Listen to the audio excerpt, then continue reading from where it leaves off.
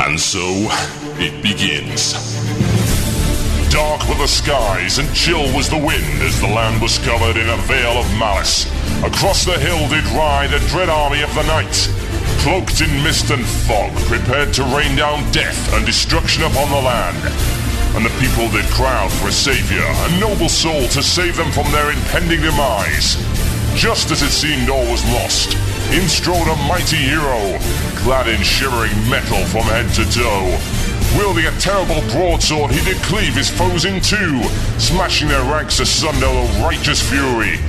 And when the day was done and the enemy strewn across the fields in pieces, the people did turn to the warrior and say, "We shall name this day in your honor. Speak unto us your wisdom."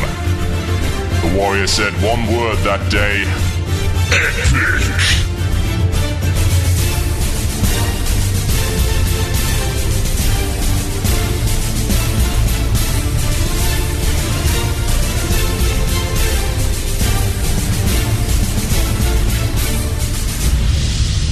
One man, one Murloc, one giant angry badger. This is Blue Please. It begins now.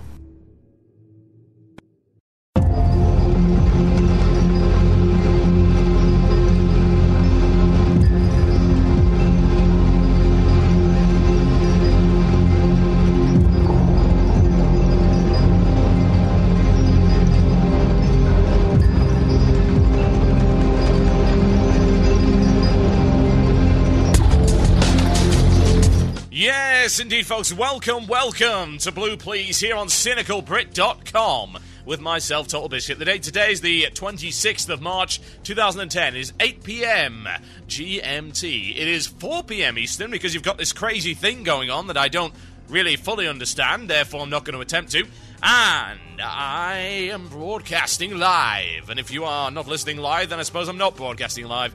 Then again, I am in the past. I was broadcasting live. For those of you who are listening to the podcast, going to do everything in the past tense. So I was here and I was welcoming you to the show. And then I was going to tell you what exactly was coming up in the show today. But of course, since that's already happened, you don't really need to be told. That makes, well, no. I don't know. It could make sense. Don't judge me. It's not my fault that you guys are stuck in the past or the future or whatever other crazy time continuum that I am not in. The one true time is right here in this room. Everyone else is fake. I will have nothing else said on the matter. What have I got coming up for you in the show today, ladies and gentlemen? Well, I can tell you I have the power. So, what's happening? Stuff. Gonna be talking about WoW. So I've been told that seems to be the way of things right now. I have this crazy new hat. If you are not in the live video chat, you can head on over CynicalBrit.com, click the chat button at the bottom of the screen. Alternatively, if you are not into this high-tech stuff, go to the IRC chat, click the chat button at the top of the screen, or point your favourite client to irc.quakenet.org. That is # or #CynicalBrit. Yes, indeed, that's the place to go. Studio cam is on, suit is on, hat is on, and my shirt's purple. Yes, you heard it. Damn right. What's going on in the show today, folks? So, I like to talk about how much I suck at Syndragoza and how I should die for it. Ladies and gents, I would like to know where the hell the lethal boss mechanics are in normal modes and why exactly they thought taking it out would be a good idea. We'll be talking about that a little bit later on the show. Also, the WoW TCG has changed hands. Was it any good to begin with? We're going to talk about that as well. Used to be big into WoW TCG, if you remember. I used to do On the Cards. Yes, On the Cards was quite fun. I enjoyed it. We'll be talking about the fate of the WoW TCG a little bit later. Also, I don't have to have you in my group. There's no such thing as abusing the kick system, both old and new. And no, gear scores should not be banned, you idiots. Various changes have been made to the kick system. People still cry and whine and squeal. So, when is it right to kick somebody from your group? Indeed, is there ever a time when it's wrong to kick someone from your group? We're talking about that kind of morality, if it even exists, and I certainly do not believe that it does. And your chance to contribute to the show, ladies and gents, the illusion of choice. Yes, indeed, shining illusions of choice here on Blue Please. It's good stuff. Email in, themurloc@cynicalbrit.com. That is the Murloc at cynicalbrit.com if you wish to contribute to the show. Now, I must apologise. I am a little bit congested today, a little bit of sinus pain. Trying to go to the doctor next week to get that sorted out. Thank you, NHS. I'm not going to have to pay thousands of pounds to do that. But it is kind of annoying, needless to say. So you're just going to have to deal with it, and so am I. I may be drinking more than usual this show to deal with it. Good stuff. I think we've waited long enough. Or have we? Well, no, we have not. I've got a couple of things to announce before we go on. So, those of you who love video game music will love the fact that we've got Alexander Brandon, the composer behind such amazing tracks and, of course, games such as Deus Ex and Unreal Tournament. Yes, his stuff is incredibly famous. He's going to be coming on the show at some point in the very near future. Also, happy to announce Cold Storage, the guy behind Wipeout, as well as many other tracks, is going to be coming on the show in the not-too-distant future. I do have an exclusive cut from Alexander Brandon's new album out right now on his website, alexanderbrandon.com. Going to play that for you a little bit later on the show, and of course, since we asked permission, we're going to put it in for the podcast listeners as well. It's going to be very cool indeed. So yeah, there you go. Cool interviews coming up in the next couple of weeks. Keep an eye on cynicalbrit.com as well as twitter.com/cynicalbrit for more information.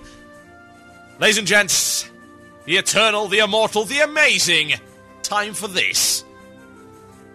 No, try again. Time for this. Mail time. That sounds like it's mail time. Here's the mail. It never fails. It makes me want to wag my tail. When it comes, I want to wail.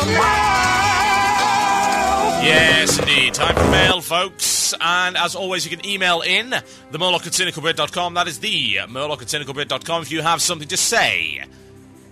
That applies to everybody. You can do it whenever you like, if you wish. Yes, indeed. Right, so let's get right on with it, shall we? Here's one from Ragavale. It's an interesting topic, I feel. Let's check it out. Hello, TB! Where, in your opinion, is the line between raid or not to raid? For instance, let's say two of your best friends knock on your door 15 minutes before raid time. Do you simply tell them to go home, or do you say to your guild that you have other important matters to attend to? Where do you draw the line between RL and raid if you signed up and told your guild that you will be there? And a sneaky shout out to Mr. Jacobs. How dare you! I'm shocked and appalled. Right, okay. So. God, bloody nose. Do I have anything I can use?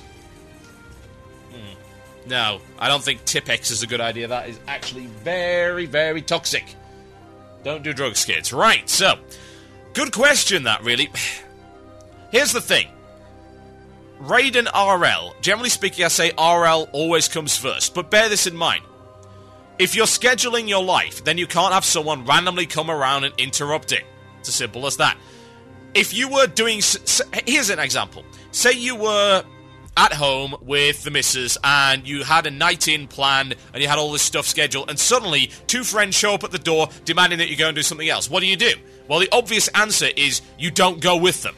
You tell them, sorry, I'm busy tonight, off you go. The point is, you've got plenty of time and reasonable friends will understand that you work on a schedule and they can't just hang around whenever the hell they feel like it. And for God's sake, that was the kind of nonsense that you dealt with in school. You know, let's go around something's house. Yeah, when you're 12 years old, that's acceptable, but not when you're an adult. I'm very busy. I've got tons of stuff to do. So if I've got a night of stuff, say I've got to maybe put some videos together, do stuff like that, maybe if I've got all of that scheduled, or maybe I just want a night in, I want to play some PS3, and I want to watch some Blu-rays, and stuff like that. Maybe I just want to do that. And if random friends show up and say, hey, want to do this? I will most likely politely say no. Why? Because I already have something planned that I'd rather be doing. I have time to go out with my friends. It's scheduled. Just like anyone's real life is if you're very busy. It might sound a bit sad, but I'm sorry, I'm busy. I don't have the time to deal with that nonsense.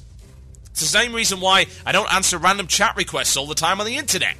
Like, I'm sorry, guys, but I'm busy. I have other things I need to be doing. I can't deal with you right now. Tell me why exactly that's unreasonable. It's not, is it? So, why does it make a difference if you have scheduled a raid or if you have scheduled time with the missus? There is no practical difference. Sure, one is most likely far more entertaining and far more socially acceptable. And indeed, if you have to choose, then you should choose the misses. But at the end of the day, if you have something scheduled versus something unscheduled, you should always take the schedule. Friends are friends, they will come around a different time. What is the problem? I don't see the problem. Where's the problem? No? Now, some people will tell me that I'm just being a Spurge Lord. I am being immature. I'm being a WoW addict. No.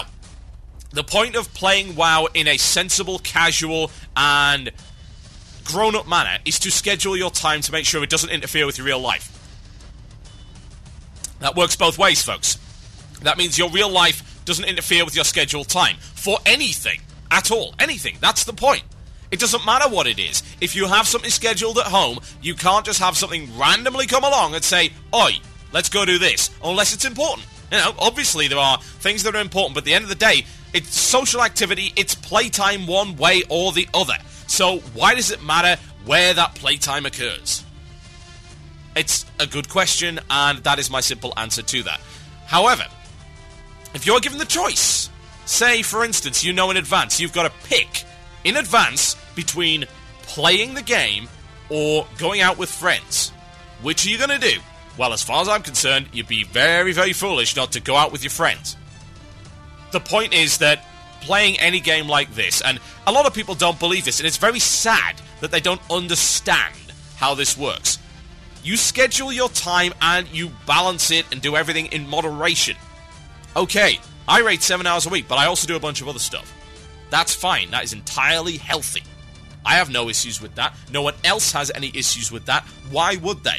Explain that to me. There's no good reason. No explanation whatsoever. I don't have a problem with it. That's how I think you should conduct your life, ladies and gentlemen, in a responsible manner. Schedule out your time, and anyone that mucks with your schedule can be pushed down well. Yes. Okay, maybe not. Actually, no. Push them down damn well. I hate people that mess with my schedule. Bloody disgraceful. Right, what else have we got in the mailbox, ladies and gentlemen? Well, it's funnily enough that we were actually discussing the idea of RL, because I've got Ollie here, who has emailed me in. He's now an arena master, apparently. Very impressive. So, he used to hang around in my store when I used to work a game a long time ago when I was a student. And apparently he was talking about how awesome Fellstraker was. Right, really, I don't actually remember that, but hey. So, anyway, he was writing an email to say congrats on the site and the progress. I do listen to all the podcasts, and it's really good, blah, blah, blah. Yes, compliments, very much appreciated. Now, he says, I recently made a mage, and truth be told, I've not grasped casters yet, although I can easily pump out twice as much damage as Arcane over Frost any day. I find it odd that people would want to choose Frost over another talent tree, other than for PvP, which is entirely understandable.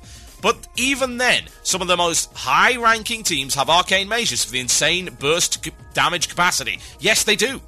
Other than that, block the text over, blah, blah, blah, keep up the awesome work, and congratulations. Yeah, that's the thing, isn't it? It comes down to what is optimal versus what is your personal preference. Ooh, personal preference? Big frickin' deal. Honestly, play what is good.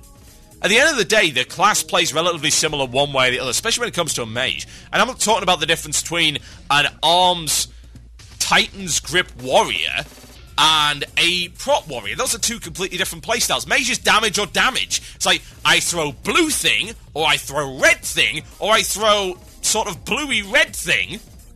Okay, what the hell's the difference? There isn't one. Simple as that. Even the pet doesn't make it all that different, because it's always on auto-attack anyway. You don't use the pet's functionality in a raid encounter. It's an auto-frostbolt that. Okay, there you go. Problem solved. This is not a different playstyle, folks. It's just a different coloured attack. In raiding, there is really nothing useful about it. We're not talking about slowing bosses with frostbolts. You can't do it. No, you can't. It's just not even possible. So, why do you care? Like, that's the main component of Frost. It doesn't matter in raiding at all. Oh no, I use Blizzard. Okay, so that's a bit different to the other AoEs. Barely. So you get to stand still a little bit more often. Whoopity frickin' do. Who cares? Honestly, why would you play that playstyle when it's non-optimal? Feel free to play it when it's optimal. I have no issue with Frost per se. I have an issue with people that pick suboptimal specs. L2P, ladies and gents, if you decide that that's a good idea. Simple as that. My name is Total Biscuit. You're listening to Blue Please here on CynicalBrit.com. I am going to play a track for Jen's birthday. Ariana, a.k.a. Jen. Yes, indeed. It's her birthday today, so congratulations. I'm going to play something by Sonata Arctica. It's called In Black and White, and I'll be right back after this to tell you how much I suck at Syndragoza. Enjoy.